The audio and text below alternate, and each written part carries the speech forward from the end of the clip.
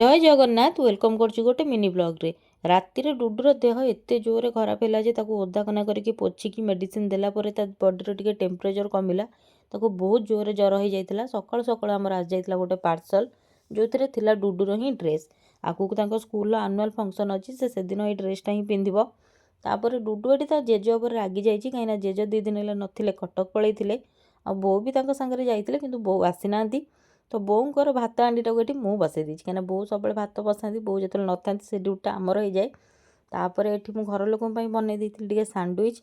आज टे मोर सांडविच खाया जेहतु मन होता एकुटिया तो करके कौन भी जिन खाएनी तो समस्त बनई देती। ये कईर मोर पलि आसलु घर पाखे गोटे पार्क को कहीं एबे मत इच्छा हो चलने को संध्या बेले तो मुझे कईकि मोर पार्टनर करदे।